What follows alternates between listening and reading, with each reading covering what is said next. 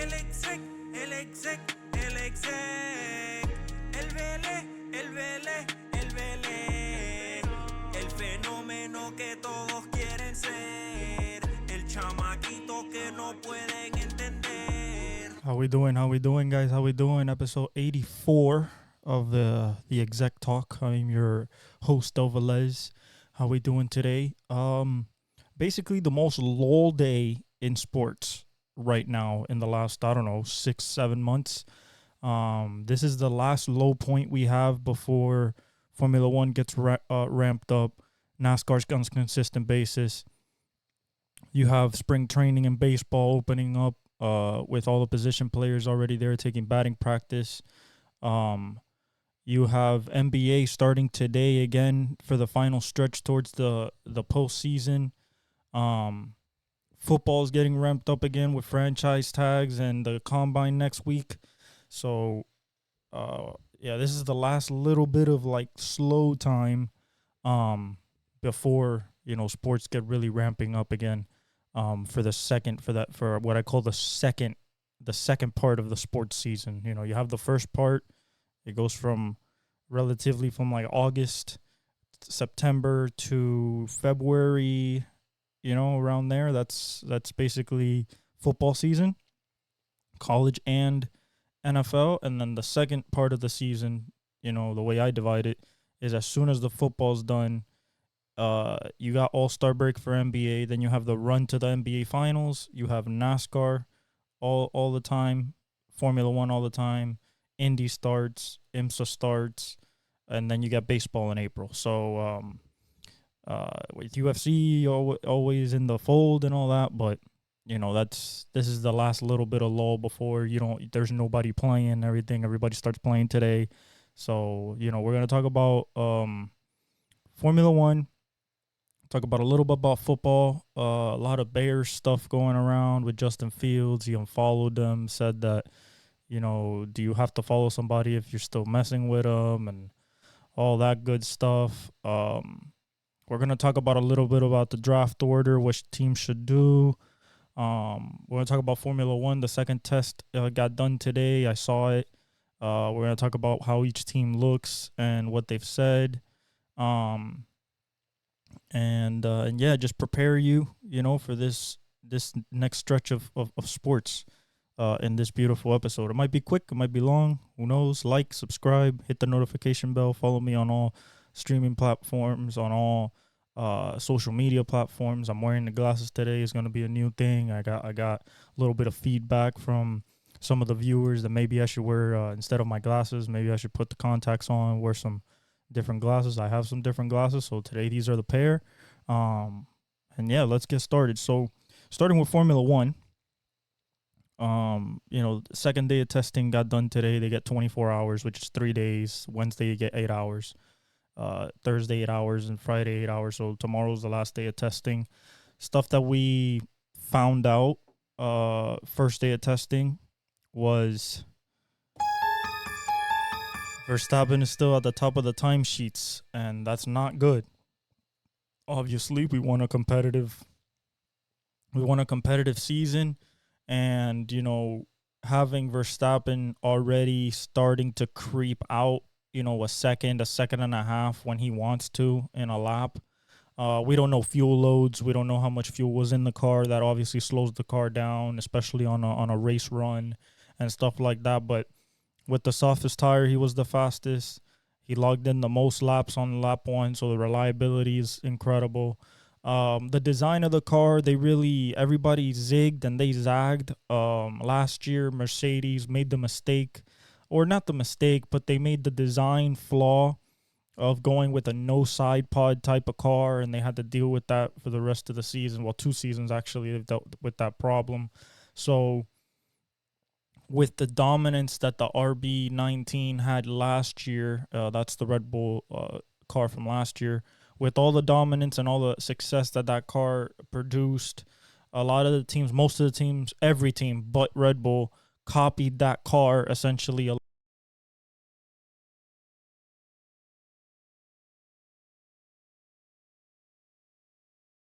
to the no side pod car. So kind of tried what Mercedes did 2 years ago last year.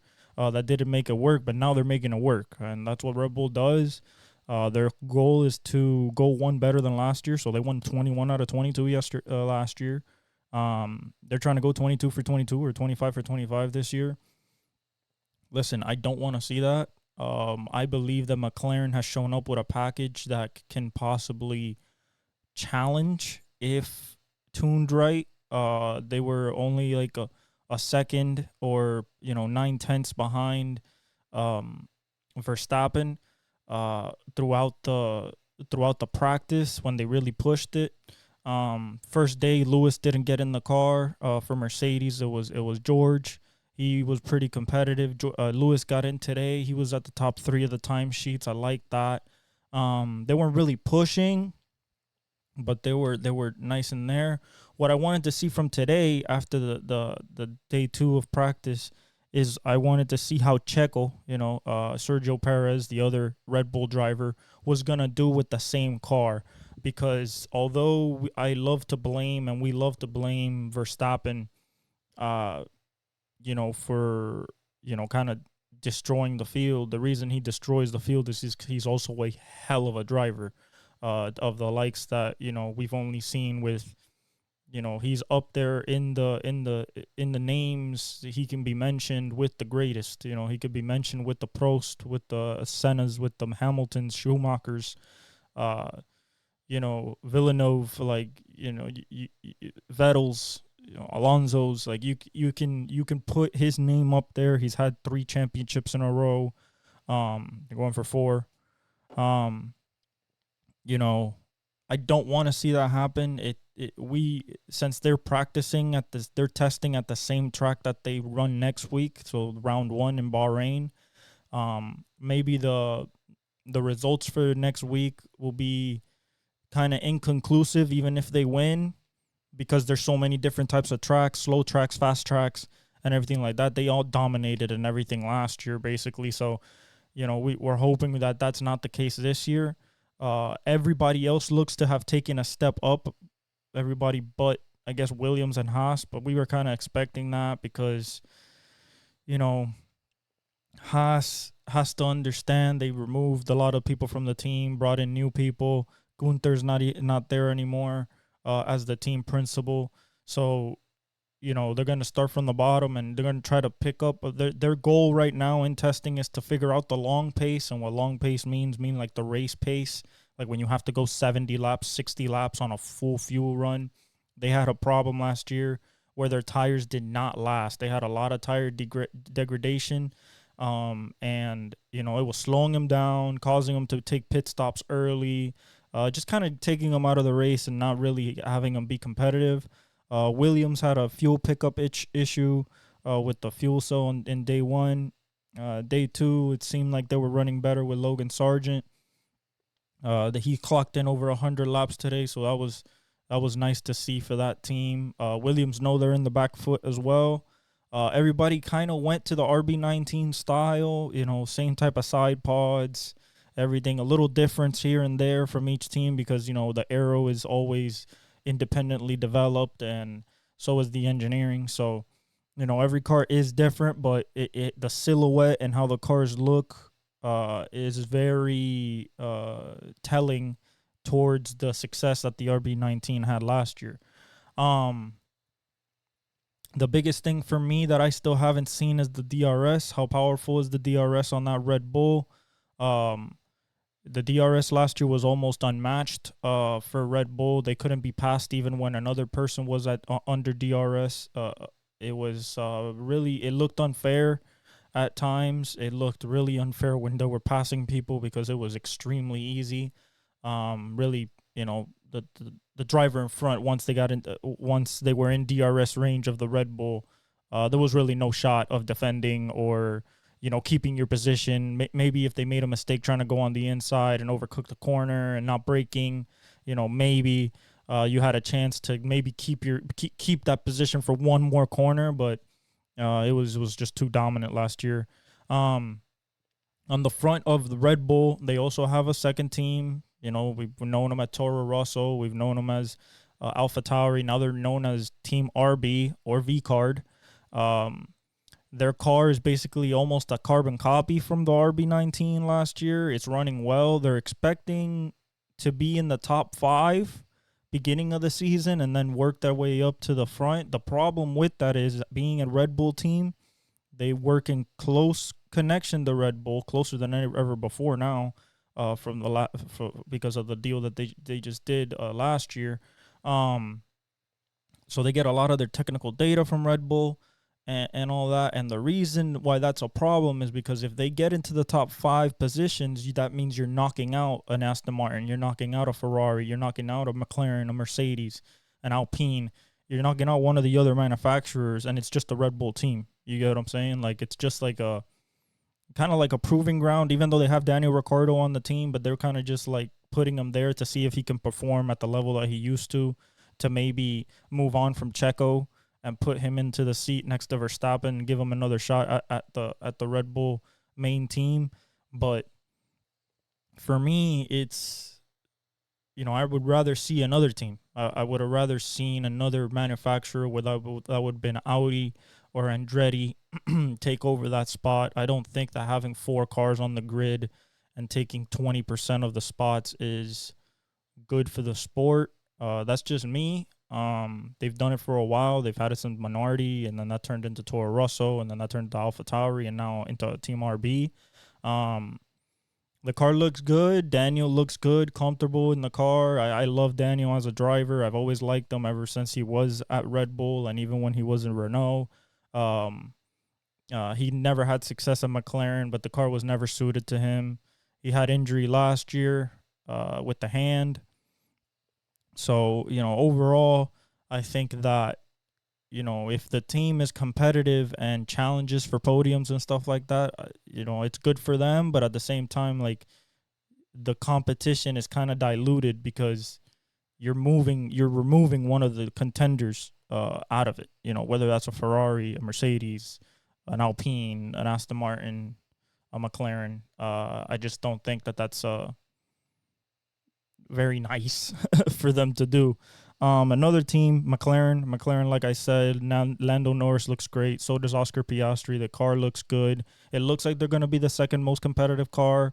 So far through testing, they are the second most competitive car. The thing I need to see from Lando is, can he take the fight to Verstappen? And what I mean by that is, can he pass him? Can he race with him?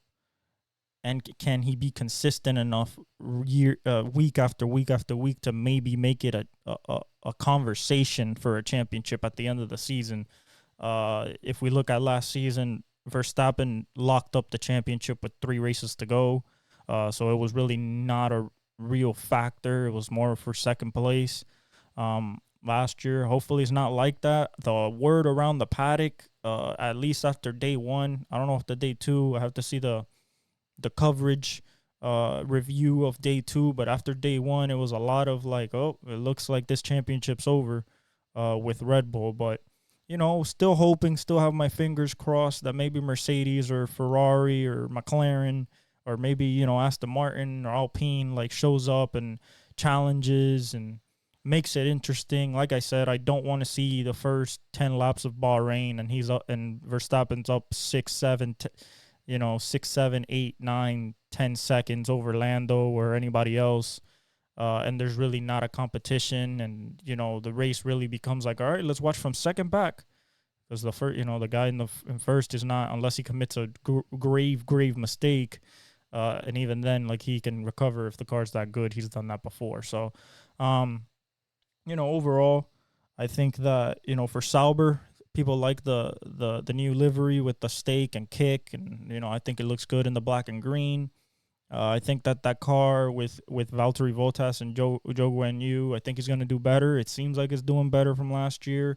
A lot of reliability, good things. Nobody broke down except the Williams for that little bit for the fuel. Other than that, there was no breakdowns of engines. There was no transmission failures and anything like that, which in the past has been very common in testing. So the cars are reliable, which is good. We don't want to see people blowing up engines, 2 laps into the race. Aston Martin looks good. Fernando looks good. They were competitive last year after testing. Then they kind of fell off a cliff. So we'll see what happens this year. I still believe Fernando can win races. He's one of the best ever. 2-time champ. Has raced the most Grand Prix in the history of the sport. He has a chance, I think, to get to 400 this year. Grand Prix started. So, I'm very excited for the season and just hoping that it is competitive. Not just in the midfield, which is, positions basically 4 to 10-ish, then it's divided into upper midfield, and then, lower midfield. But at the top, I need it to be competitive at the top, whether that's Lewis, whether that's Charles Leclerc, whether that's Lando Norris. Like, it needs to be competitive because that's what the sport thrives on. That's how it's always been. Fans are always going to show up around the world, but the U.S. fans, especially the ones that came from Drive to Survive, want to see competition. Unfortunately, is getting bad pub right now and did for the last year because Pat McAfee was like, are they racing?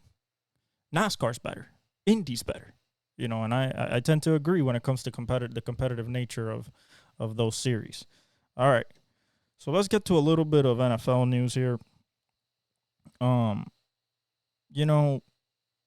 Honestly, if we go to the draft, let's talk about the draft as a whole. It's a lot of questions whether it's gonna be, should they take Caleb? Should the Bears trade the pick? Should they amass picks? And I'm gonna tell you, if I'm the Bears, and with the Justin Fields unfollowing and all that, I think he's done. I think that he understands that the writing's on the wall, and he's just trying to play the good cop and the good Samaritan. I think that just financially speaking, you should give yourself the runway of the 5 years with a rookie quarterback. This is not even talking about Caleb as a prospect. This is not even talking about maybe you want somebody else. This is about financially, in order to build a team, the most valuable asset you can have is a good rookie quarterback contract. Whether you pick him at number 1 or you pick him last like Brock Purdy, that contract is going to serve you a lot better than having a second or third contract quarterback on your books. And Justin Fields would have to become a second contract quarterback, probably asking for 50 to 60 mil a year. That's just the going rate for good quarterbacks. He's 24. He's done some things.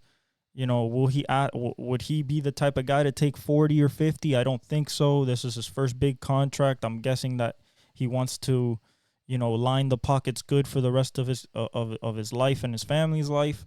So, and I applaud him for that. Hey, go get your money, man. You deserve it. You've worked hard. You're 24. You deserve it. You're at peak of the prime. But just as a economic look, if I was the GM and if I was the owner, I would give myself a 5-year runway with a rookie quarterback. And this is not just a rookie quarterback, because one thing would be if this was like, okay, well, this is the 10th pick of the draft, like Mahomes was. This is like the 15th pick or the 20th pick. So this is not even the best guy on the board. No, we're talking about the number 1 pick. Talking about the guy that has been slated to be number 1 for this draft for 2 years. Since he won his Heisman 2 years ago, this guy has been slated at number 1. Since he went to USC, people thought he was going to be the number 1 quarterback. So whether you think he's a generational talent, whether you think that he is, some way he's missing something, whether you think that he can't process, whether you think that he gets too many sacks, he doesn't go through his reads, he's a very Zach Wilson-esque quarterback. Guess what? There's 2 other ones you can draft.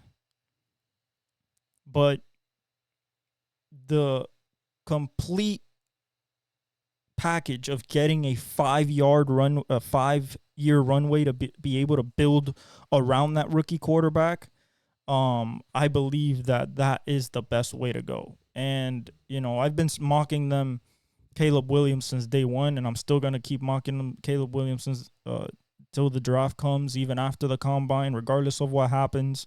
The deal for the number 1 pick got done last year at the combine, if we remember.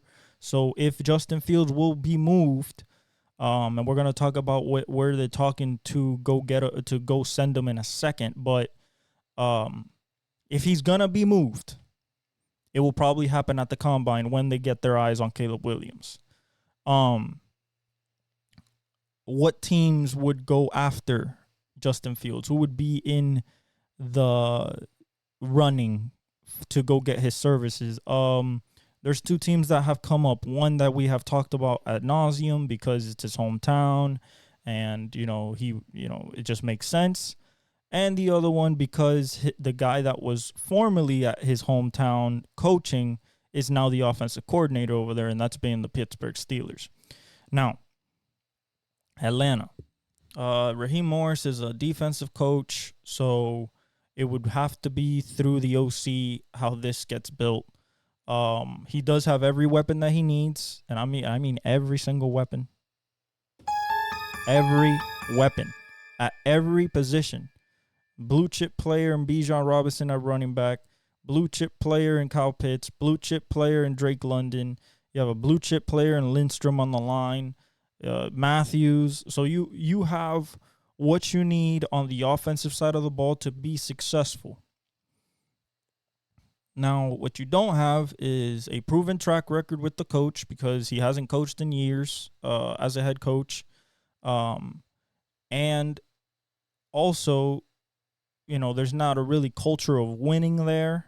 There's not necessarily stability within the front office, within the team as itself. It kind of completely revamped when it comes to the coaching staff after getting rid of Arthur Smith. So that's the question. Can they develop him? Can he become more of a passer? Can he still use his legs but be smart? Remember, 24 years old, he's still developing. He's not in his prime yet. That'd be 26, 27 years old, just like in basketball. But I think that if Atlanta does make the move, it is an all-in move. It's a move like, hey, we can get this kid, and this kid can take us to where we want to go. For the Steelers side, it is kind of like a Band-Aid patch-up job for the overdrafting of Kenny Pickett. And at this point, I think it's okay to say they overdrafted him. He was graded as a 3rd-round grade by many, many evaluators in that draft, and they took him with their first-round pick at 20. And the results have kind of been of a mixed bag, but the problem is they've gone through 3 different offensive coordinators. And now with Arthur Smith, it's going to be definitely based on the run.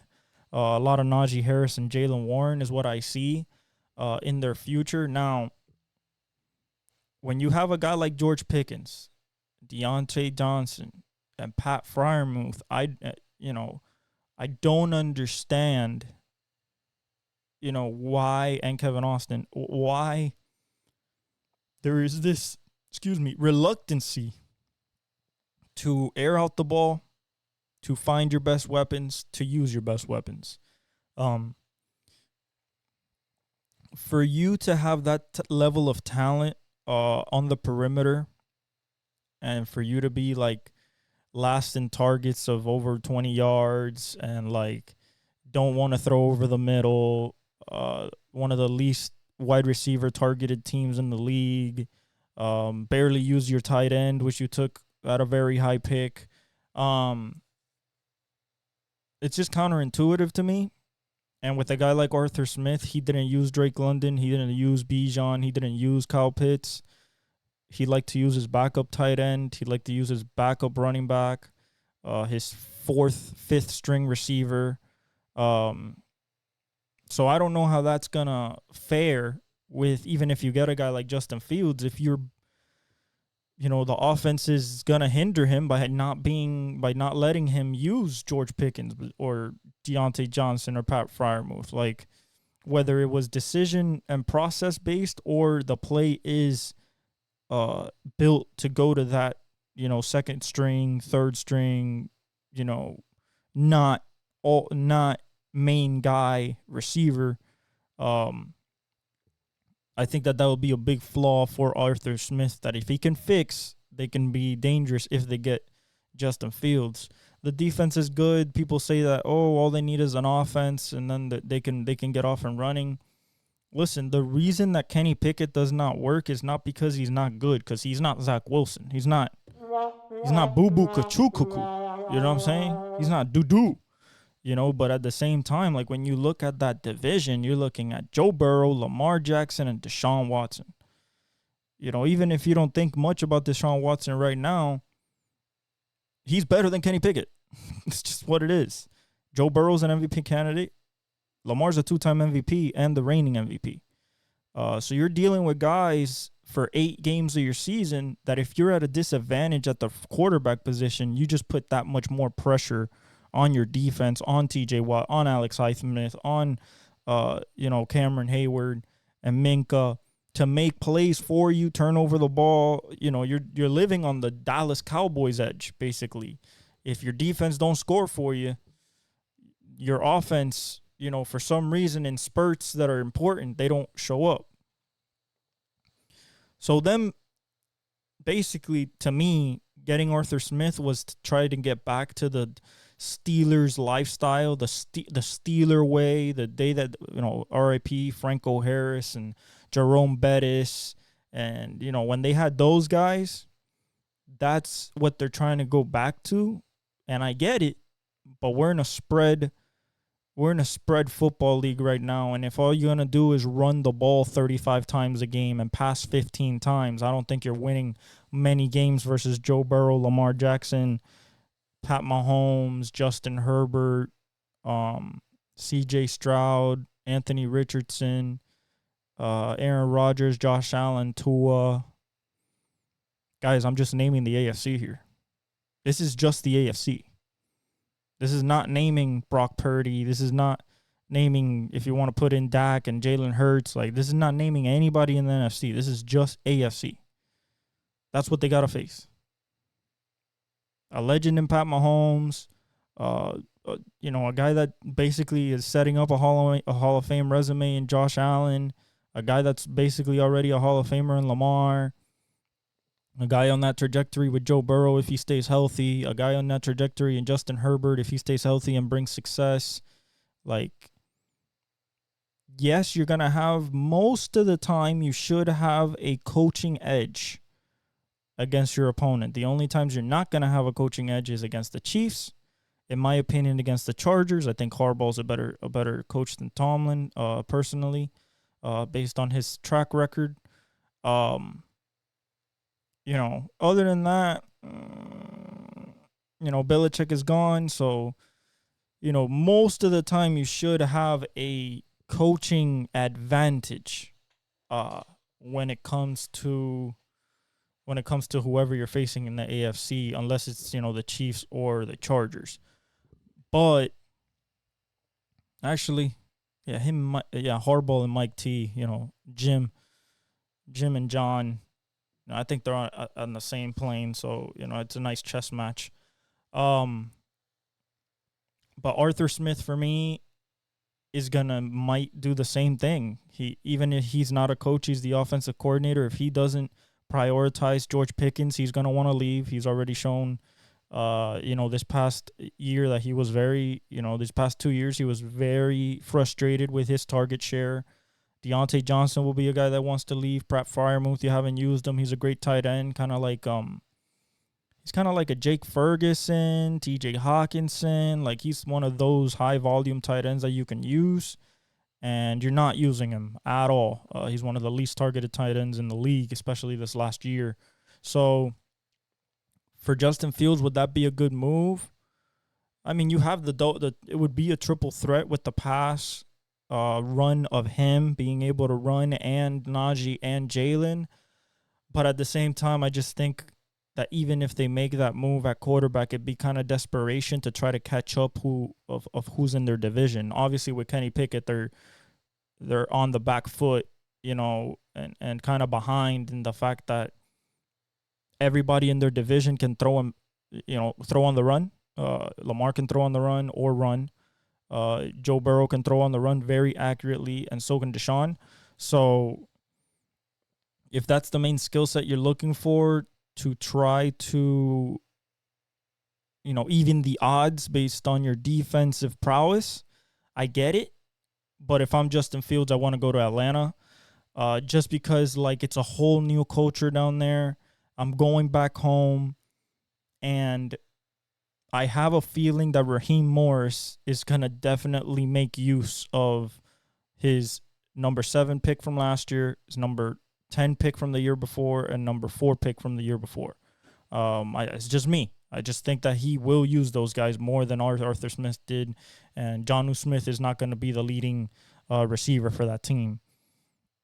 Another thing that we got to talk about, a lot of discussion over T. Higgins.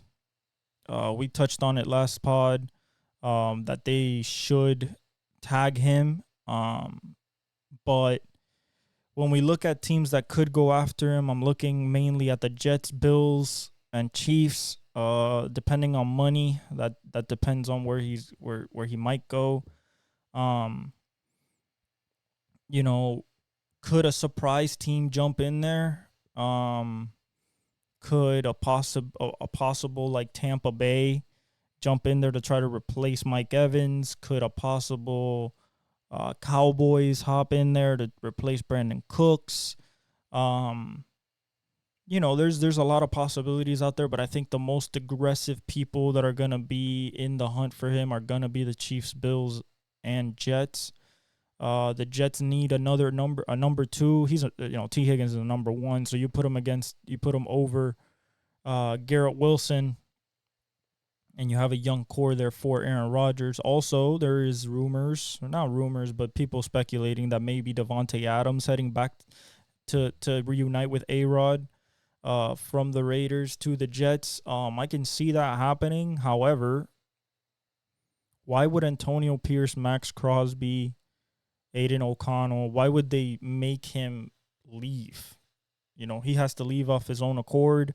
Will he do that? He can. If he does want to go to Aaron Rodgers again, it's possible.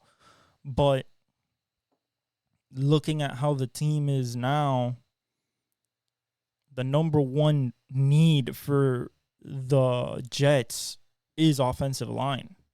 It's just what it is. It's offensive line, and then they can worry about receiver and other things. But it's offensive line. The defense is in place. Quarterback's in place. Granted, now he has to play like A-Rod, coming off an Achilles tear. You have Breece Hall. You have Garrett Wilson. Maybe you add a Devontae Adams, or maybe you add a T. Higgins, or maybe you draft, an A.D. Mitchell or something like that. But the offensive line, if it's not fixed, A-Rod won't make it through the season. It's just what it is. It's just simple as that. Another thing the Steelers could do, they could draft another quarterback in the first round. You can draft there's Bo Nix. You got Michael Penix Jr. You have a lot of people liking J.J. McCarthy out of Michigan.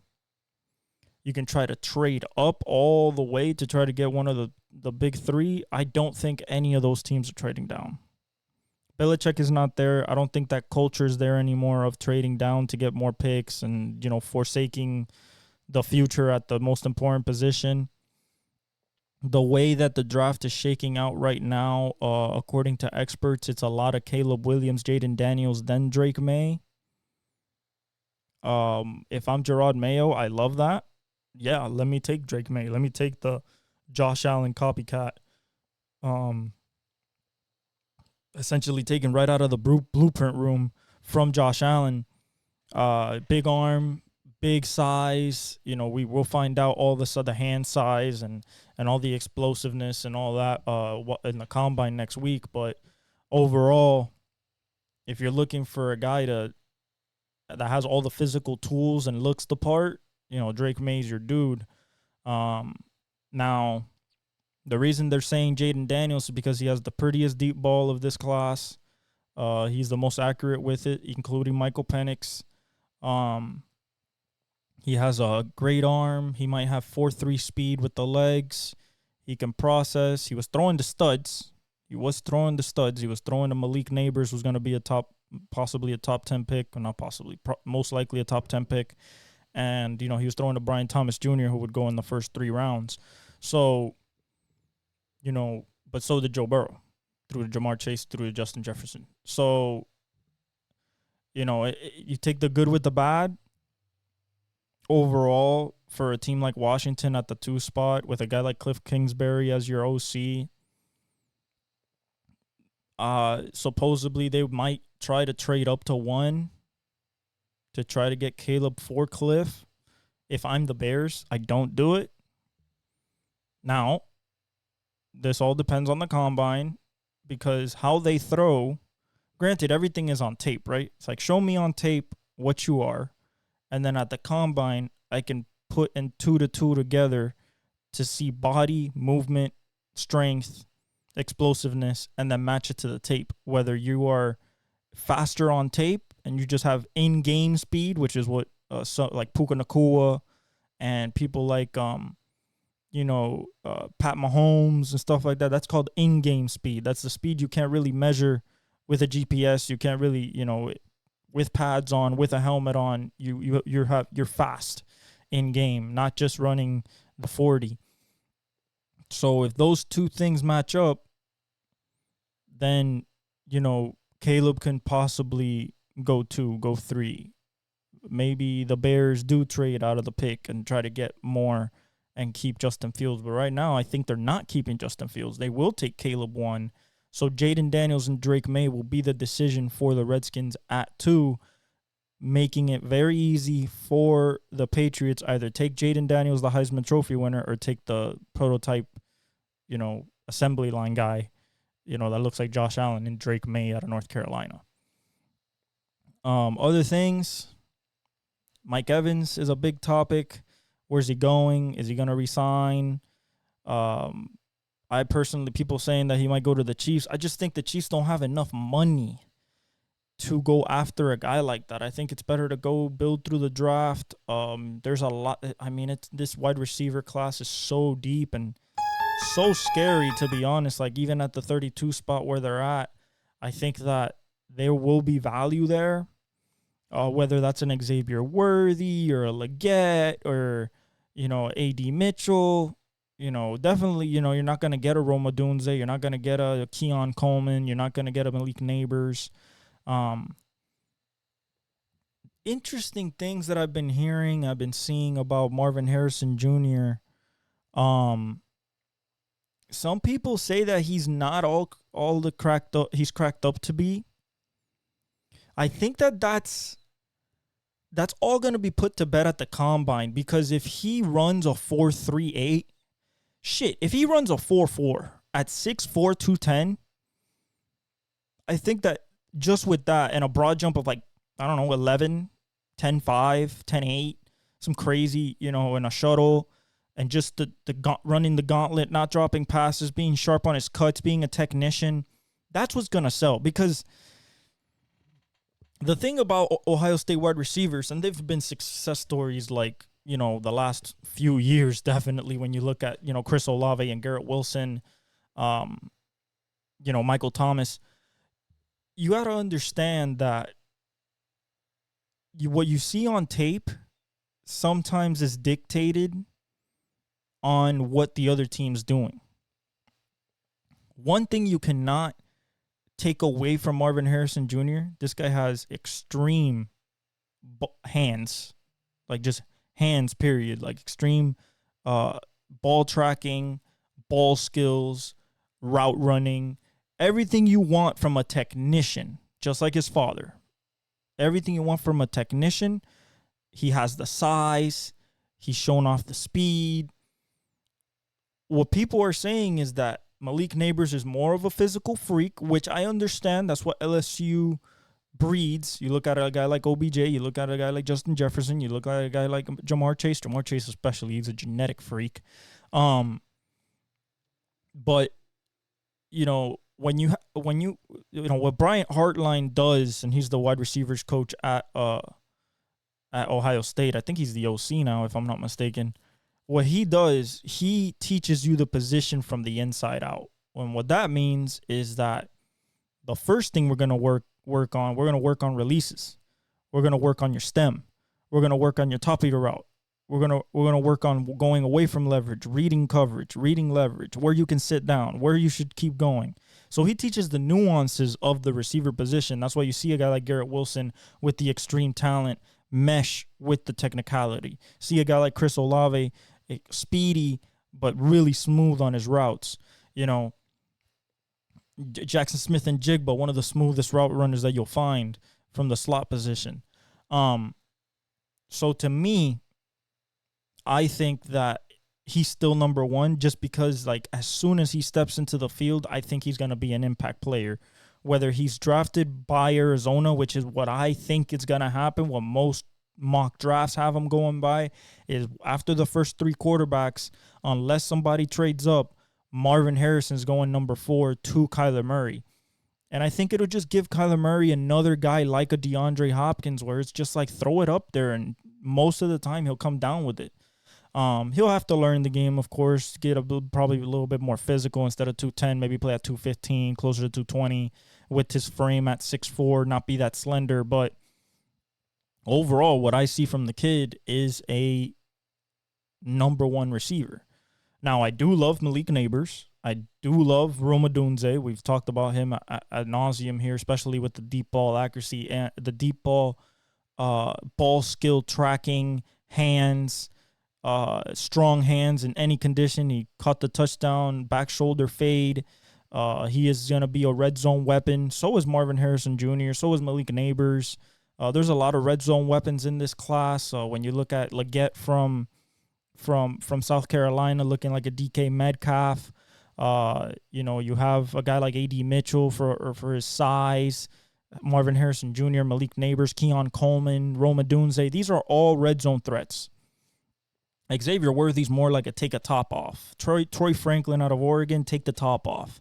The speedy receivers. More of stretching the field, less than red zone. But they can develop that package like a Tyreek Hill does. That would be very, very good for them to do. But those first 3 picks are quarterbacks, unless somebody trades up. Who can trade up? The Raiders could trade up for a quarterback. You got the Giants, maybe.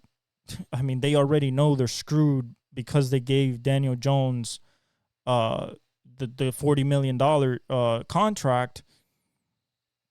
That's tough for them. It's tough for them to want to move up. It's tough for them to have to move up. I think that they're stuck with that. You have other teams that can move up too. You have Atlanta. If they don't get Justin Fields, they can move up.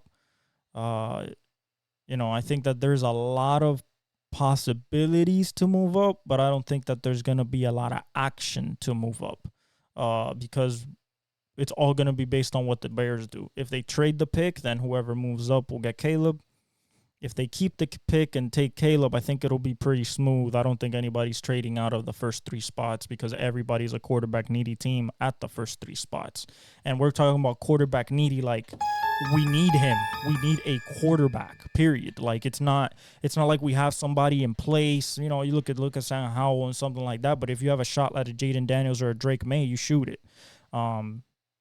It'd be kind of funny if they do take Drake May. Then you have the last 2 North Carolina quarterbacks in your system, which would be pretty funny. But yeah, I just think that the top 3 are going to be quarterbacks, and I think that 4th spot will be Marvin Harrison Jr. Now, let's talk about NBA. We start today again. Okay. We start today again, finally. I'm really excited. Let's look at the standings first, then we'll go through the games that start today. Okay? I'm not going through records or anything. We're talking about the teams as a whole. Okay, so Boston. Boston is consistently in the regular season this year has been the best team in the NBA, whether that's outscoring people, whether that's shooting from three, offense, efficiency. They're a really, really good team. The biggest question for them is going to be, yes, you can keep this going, be the number one seed going into the playoffs. Not just the number one seed, have the number one record in the league, which gives you home field advantage in the finals, even though they had that already, and they failed. But can Porzingis stay healthy? Because that is the dimension and the dynamic part of their offense and defense because of the rim protection that he provides that cannot be kind of guarded, and that's what makes them so tough is if they have KP going and healthy and going at his full self, then it opens a lot more for JT. It opens a lot more for Jaylen Brown, Derek White, Jrue Holiday, and their defense stays really connected. That team can win a championship. That team. If KP gets hurt, if KP goes down, if anybody else goes, if Derek White goes down, I don't think that they have the requisite amount of bench depth to absorb a blow to that starting five. That's just my personal opinion. I've seen this team way too many times. For some reason, they're not mentally tough enough to get through those tough times. It happened with Miami. They went down 0-3.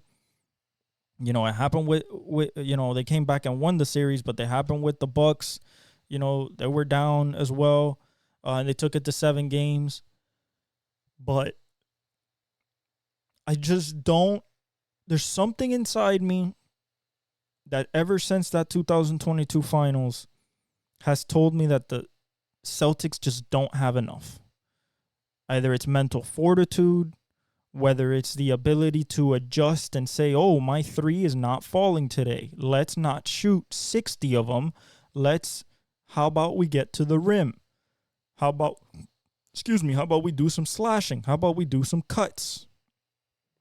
I think that for you to be that stubborn, and this goes on Mazzulla, I guess, for you to be that stubborn to the three, it's going to bite you in the ass. It's just something that happens when you don't have a multi-layered offense and you are constantly hunting threes and you chuck it up in transition with 23 seconds on the clock. The more of those possessions that you don't sink those threes, especially in the second half, you're going to let teams hang around. And once you give somebody a chance in the playoffs, anything can happen, even with the best teams. So that's my stance on Boston.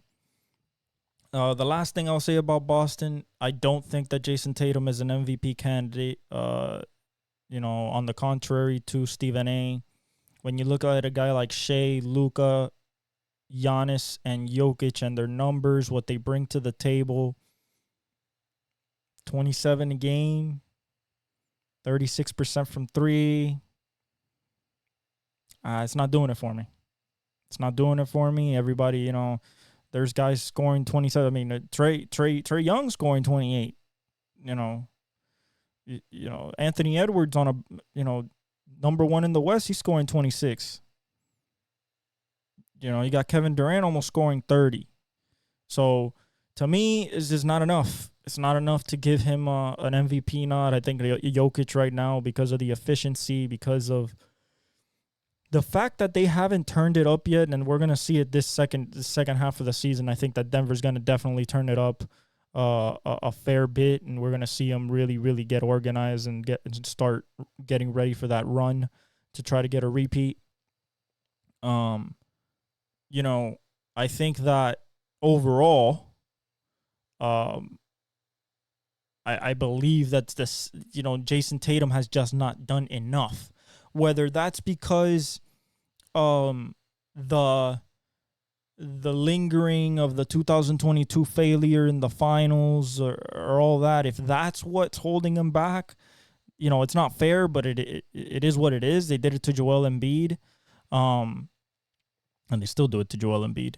But you you got to succeed in the biggest moments, man. That's what defines legacies. That's what defines names in this league. And you know, they were talking about Kevin Durant and his leadership and everything like that, and he says like, "Oh, I don't, I don't want to be recognized as a leader, but I don't want anybody saying that I'm not." Like, that's such a contradictory statement. Like, oh, you don't want to be like, oh, if you don't mention me as a leader, that's okay, but at the same time, don't tell me I'm not one. It's like, but then why? That makes no sense. That makes no sense, because if you say you are one, then clearly we have to talk about you being a leader. And he's such a great player and one of the greatest players of all time. But the thing that this holding, kind of holds his legacy a little bit in hostage behind Steph and LeBron, specifically in this era, is that he couldn't win one in OKC. He couldn't tell Russell, like, hey, let's dial it back a little bit, be a little bit more controlled. Couldn't do that. Goes to Golden State. All he has to do is hoop. He hoops, gets 2 back-to-back championships, gets hurt his third. Going for a three-peat. He gets hurt, tears his Achilles. Draymond calls him a B. He calls him a bitch. And then, things rift out of there. But instead of being the bigger man and maybe just saying, nah, I really want to stay here and keep winning, he got 2 finals MVPs. He was clearly the best player in those finals, but everything ran through Steph. Everything ran through Steph and Draymond. He decides to go to Brooklyn, picks his teammates, and that's where the failure was, because that team had 3 Hall of Famers on it and a good kind of cast. Dinwiddie, they had a good cast around them, and he couldn't make it work. He couldn't talk to Kyrie. Kyrie did the vax thing. James Harden didn't last anything he wanted out of there. So he couldn't lead that. And that was the big problem with everybody. And now he goes to Phoenix. And now if he wins with Phoenix leading this team, because he's the leader of this team, then I think that those narratives might be put away, especially if he wins a finals MVP. Would be his third one, second one, a second different team. First one in Phoenix Suns history would be the first championship. So there's a lot of things that can go into his resume and legacy if he were to pull it off this year. Moving on, Cleveland.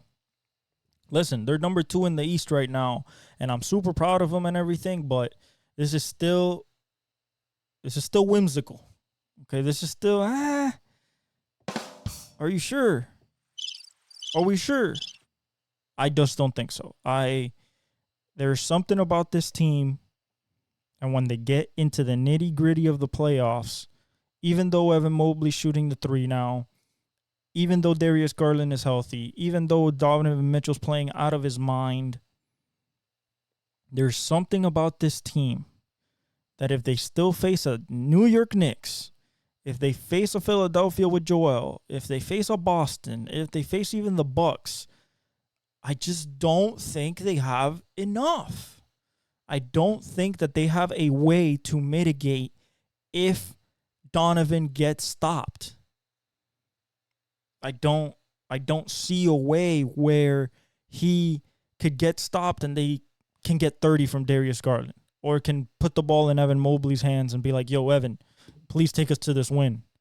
Like, because Donovan's not on, or like he's not having a best game, or he's getting double teamed every play. He has to get rid of the ball. Like, to me, that's still the scary part of this team, is just like, can everybody work together when it matters the most in the playoffs? It didn't happen last year. Will it happen this year? We'll see. But that's my biggest concern with the Cleveland Cavaliers. They could be second all they want. They could be playing, some of the best basketball in the league right now. But based on your playoff performances from last year, we've still got questions. Still got questions. Milwaukee.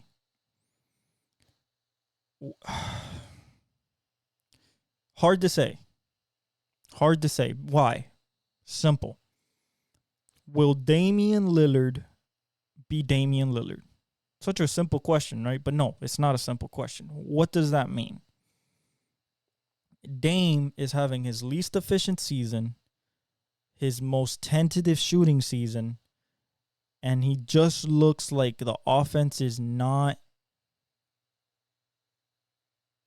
moving towards him. It's kind of like here, my turn, your turn. It's not being fluid, especially in the end of the game when they're losing leads and stuff like that. There's not cohesiveness between him and Giannis. You have 30 to 27 games here to make it right, to get as close to the pinnacle of efficiency and fluidness in this offense to try to make a run at this championship. Giannis said it. You know, it's going to be a tough road because we built this team. You know, he loves Drew, but we built this team in order to win a championship. Dame was brought here to win a championship.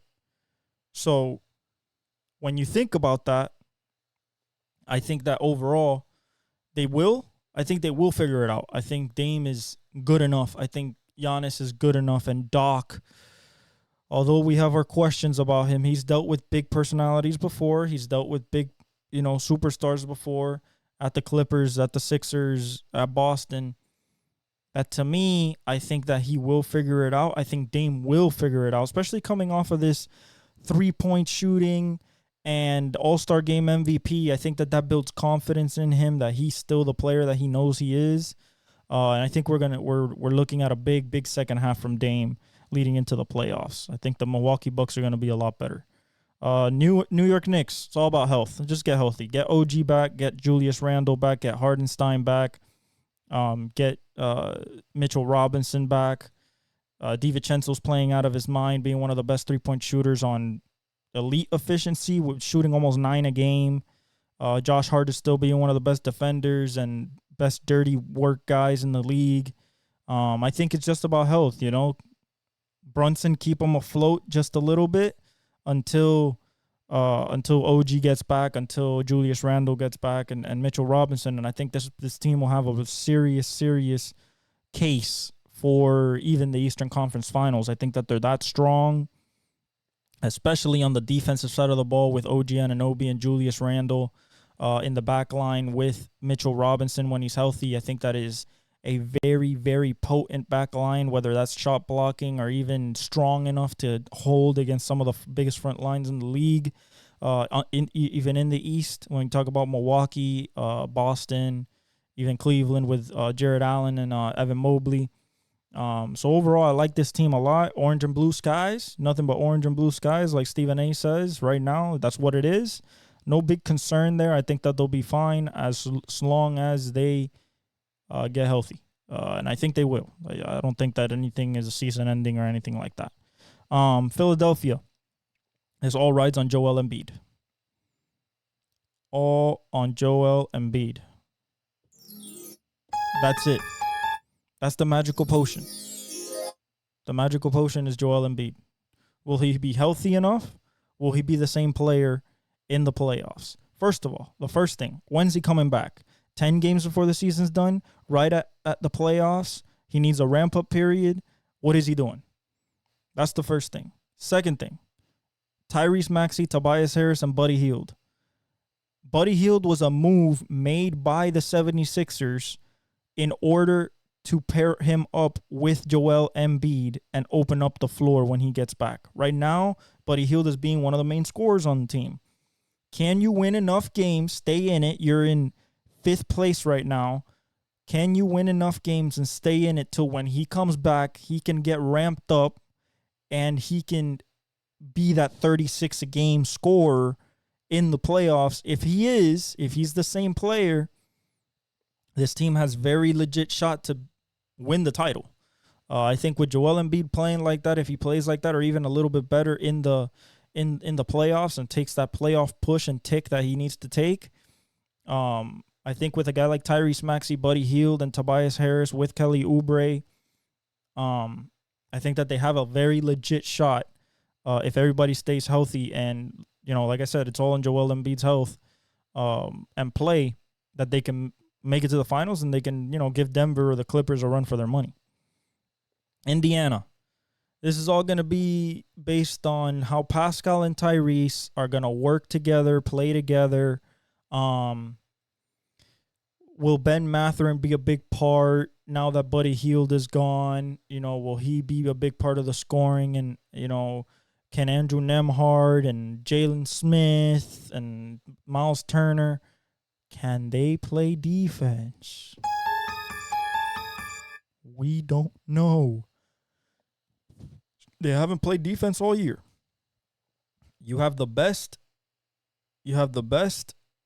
defense. You have the best offense in the league by a mile, offensive efficiency. But your defense is one of the worst in the league. And that in the playoffs just doesn't fly. So if their defense does not get better, I see them being a easy first round exit. Miami. Simple. Make it to the playoffs.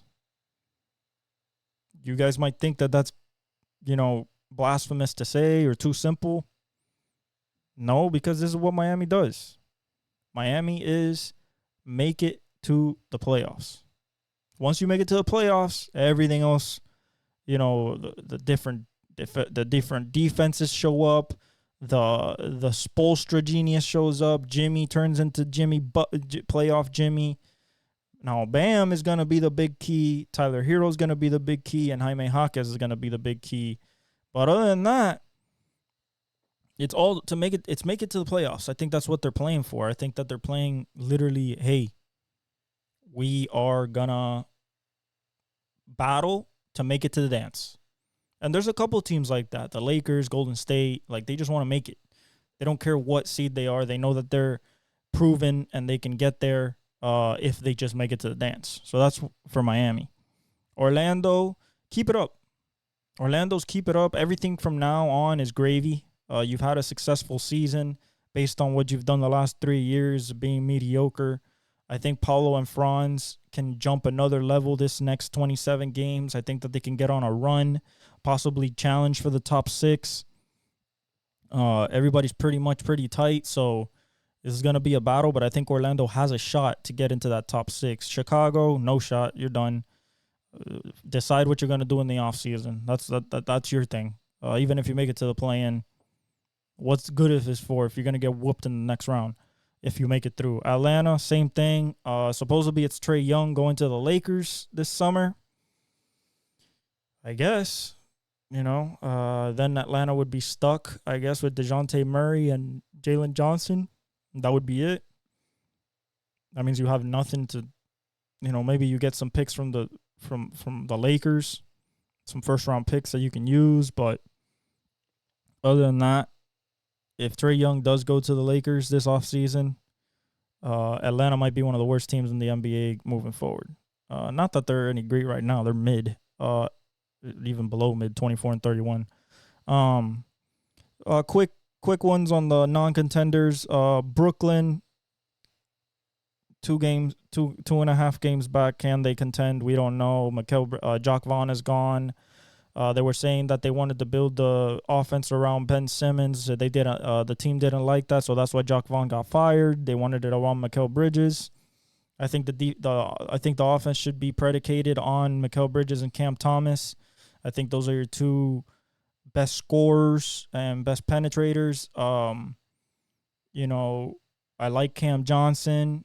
I like Dennis Smith Jr. You added some pieces, but you're going to have to trade a lot too. Toronto, wait for next season. Scotty Barnes is playing great. Charlotte, keep letting Brandon Miller cook. That kid's going to be a stud. And Detroit, play the young guys and don't worry about nothing. Yeah, just literally play the young guys. Play Asar, play Cade, play Jaden, play Jalen Duren, and Marcus Sasser, and that's it. If you want to play Beef Stew, he's in problems right now, so I guess, you can. But the West, Minnesota, keep doing what you're doing. Keep playing the number 1 defense in the league. The offense should be, you have to figure out what are you going to do coming down the stretch. Are you going to just give the Ant the ball and let him go cook? Is it going to be more of a team-based offense? That's what you need to figure out. You need to figure out if you have a end of the game, last 5-minute lockdown offensive game plan for you to guarantee yourself that you're not going to give up leads if you're struggling on the offensive let's say that they score on you a couple times and the defense gives up something. You have to be able to come get it back on the other end, whether that's Cal Anthony Towns, whether that's Ant, McDaniels, Nas Reed, you know, Gobert. Like that's going to be the question. I know your defense is for real. Can your offense stay at a level where it stays compatible to most of the people in the West? Other than that, I feel very confident in them. They have a chance to win the championship. They're not my top contender. That's Denver. And then followed by the Clippers. But I think that they're in the top 4, and they definitely have a chance to make a run and possibly win the chip. OKC, the defense and offense, if you keep this marriage of fluidity within that offense and defensive group, I believe that you guys can go far too. I just think that you guys are going to get knocked out either in the second or even if you make it to the Western Conference Finals, just based on experience. You do need playoff experience in this league. It's not something that you can just go in and not take any lumps and just, win the title. It doesn't work like that. If you look at every champion, even in the super teams and in the dynasties, everybody had their lumps. Jordan got knocked out in the first rounds in the early 80s. And in the late 80s, you got Shaq getting knocked out in the finals against Jordan. You got the Lakers getting beat. You have Celtics getting beat. Miami got beat. Golden State got beat in the playoffs, twice before they made it to the mountaintop. Denver's gotten beat 3 times before they made it to the mountaintop. So in order to get there, you need playoff experience. Minnesota has a little bit of it the last 2 seasons, only in the first round, but they have a little bit of it. OKC has none of it besides Gordon Hayward. So, I think that he'll be the veteran going down the stretch. But I think they just need they're a year away. They're a year away. I think Shea needs this postseason to learn how the postseason game is played, the physicality, how to score, how to be in rhythm. Not that he's gonna struggle, but I think that going against a team like the Clippers or the Denver Nuggets, or even to some extent, a team that we're gonna talk about very soon in the New Orleans Pelicans, or even the Phoenix Suns, I just think that the experience factor will be too much for them to overcome this season. The Clippers, that's my second contender for the chip. If you look at it, it's really a perfect team offensively, defensively. They play consistently fluid. They've been kind of like the top hottest team in the NBA for a couple months now. James Harden is the great connector between Paul George and Kawhi. It's not your turn, my turn. It's much more of a fluid offense. Norman Powell coming off the bench, he can give you 20, 25. Terrence Mann is a great defensive wing and can score. You can give the ball to Kawhi at the post. You could give him at the 3. He's one of the most efficient scorers in the league. The last month he went 50-50, 50-50-80, 50-50, 90, something like crazy efficient. Paul George is still one of the smoothest players you'll ever see, a Hall of Famer. Russell Westbrook leading that second line. That second unit is very, very, very formidable. Passing, rebounding. He can score. He can slash if he wants. This team is fully capable with the coaching from Ty Lue to win the chip, and it would be great for them to kind of stick it in the nose of the Lakers right when they're going into a new arena next year. And for the first night in that arena to be a banner night, that'd be crazy. Phoenix, can the defense hold up, and can Bradley Beal hold up? You need Bradley Beal, Booker, and Durant to be healthy in order for this team to even try to get a sniff at the championship this year. They might be a year away just because of continuity's sake. In the playoffs is where that stuff starts to come up. It happened in Brooklyn with him and Kyrie. I think overall they have the offense to be able to win a chip. They don't have necessarily the defense or I think playoff bench depth. I think the rotation will be very short, just because I don't think that they have a lot of contributors that they can put in a playoff series format. But they have the offense, and when they're all three out there, it is really lethal from mid range and from three. Extremely efficient. I think it's a 129 offensive rating, which is nuts. But you got to be able to play defense, and you got to stay hot. You can't go cold. We've seen KD go cold. We've seen Devin Booker go cold. Bradley Beal hasn't been in that type of moment, so we'll see. But I think that they're a year too early. New Orleans, this is like the team that really sets the danger. Because Zion is playing point Zion. They're playing him a lot more at point Zion. That's what everybody wanted. He's being extremely efficient. He just scored 36 on extreme efficiency. I think it was like 70% from the field. You still have the threat of CJ McCollum, of BI, of Herb Jones that's shooting 39% from three. Grant Alvarado's shooting well from three. Trey Murphy shooting well from three. Valanciunas can hit you down low. But the fact is that this is going to come down to Zion.